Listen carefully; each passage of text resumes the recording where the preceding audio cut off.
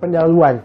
Perusahaan startup merupakan usaha atau bisnis yang sedang berjalan dan perusahaan tersebut baru dirintis. Dan perusahaan startup dalam proses pengembangan. Dalam berbisnis, perusahaan startup menciptakan bisnis yang memiliki inovasi dalam produk ataupun servis dan menciptakan sebuah industri baru yang berbeda dan memiliki keunikan dalam memasarkan produk atau pelayanan yang ditawarkan kepada konsumen. Perusahaan startup hadir dalam masyarakat untuk memecahkan permasalahan yang belum terselesaikan saat ini dan memberikan solusi dalam bentuk produk ataupun servis kepada masyarakat. Perusahaan startup identik dengan teknologi karena perusahaan startup memanfaatkan perkembangan teknologi dalam mendukung dan membuat produk atau pelayanan yang sesuai dengan permintaan masyarakat, sekaligus mendukung dan menjalankan operasi bisnis serta berfokus kepada kebutuhan konsumen. Karakter dan perkembangan bisnis startup di Indonesia. Perkembangan perusahaan bisnis startup di Indonesia mengalami perkembangan yang cukup pesat, di mana banyak founder-founder bisnis startup yang bermunculan dalam berbagai golongan bisnis.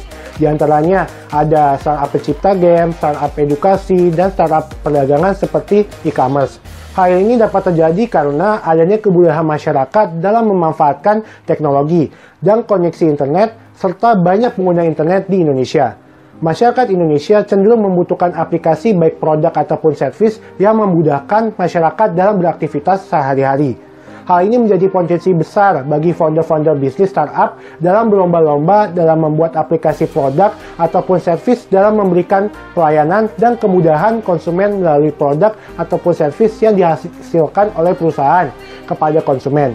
Perusahaan startup memiliki tantangan sendiri dalam membuka bisnis di Indonesia karena masyarakat melihat bagaimana perusahaan startup memberikan impact yang positif kepada masyarakat melalui produk ataupun servis yang dibuat.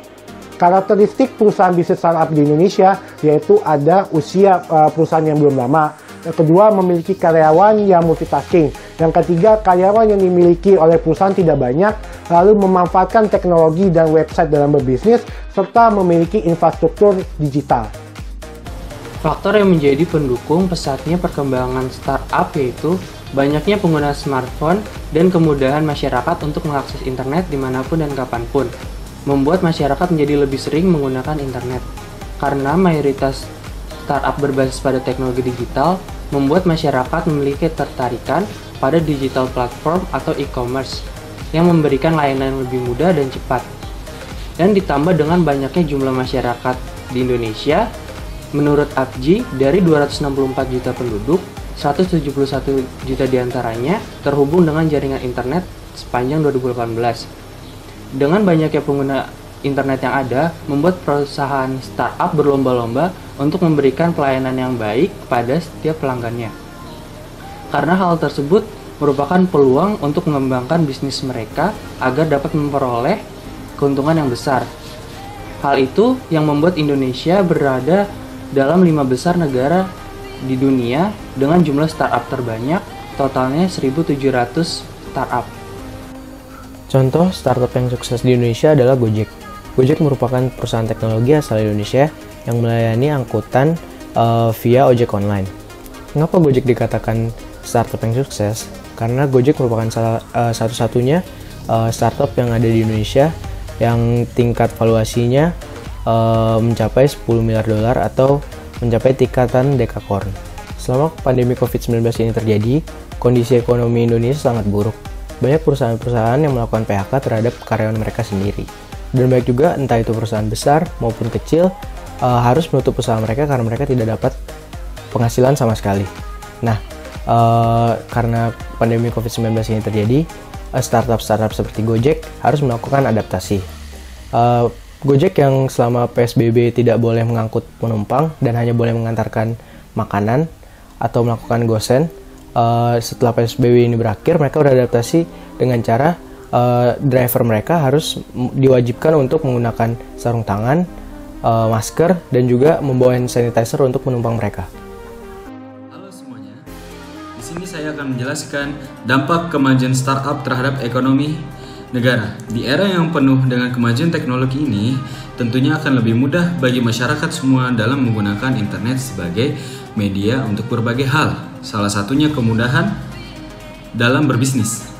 Tentunya, hal ini akan memudahkan entrepreneur selalu terpacu dalam memaksimalkan keuntungannya sebagai penyumbang ekonomi negara dengan bisnis startupnya. Menteri Keuangan Sri Mulyani bahkan menyebutkan pertumbuhan ekonomi digital Indonesia merupakan salah satu yang tercepat di Asia. Beliau mengatakan pertumbuhan ekonomi digital di tanah air per tahun mencapai 40%. Manfaat startup Indonesia juga dirasakan oleh para pelaku usaha mikro, kecil, dan menengah (UMKM). Teknologi yang dimiliki startup toko online misalnya menjembatani produk UMKM dengan para konsumen. Melalui e-commerce, konsumen bisa membeli produk UMKM yang diinginkan dimanapun berada. Bahkan bisnis startup asal Indonesia juga bisa melakukan ekspansi ke sejumlah negara di Asia Tenggara.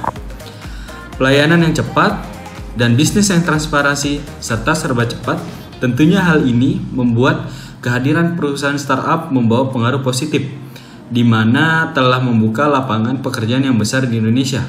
Dengan demikian, perusahaan startup berpotensi dapat mengurangi angka pengangguran, sehingga hal ini menyebabkan peningkatan nilai valuasi dan pendapatan domestik bruto bagi ekonomi negara. Namun, sebaliknya, jika kinerja perusahaan startup turun, bisa berdampak sistematik terhadap perekonomian negara, yakni tenaga kerja yang bergantung pada e-commerce startup. Hal ini bisa menjadi meningkatnya pengangguran dan penurunan pendapatan domestik bruto bagi ekonomi negara. Jadi kesimpulannya, startup agar bisa terus maju dalam kondisi ekonomi saat ini, yaitu yang pasti mereka harus bisa terus beradaptasi. Dan saran saya, mereka harus bisa mengubah prosedur penanganan customer-nya atau melakukan inovasi berupa kampanye yang dapat mendukung penjualan mereka, seperti itu.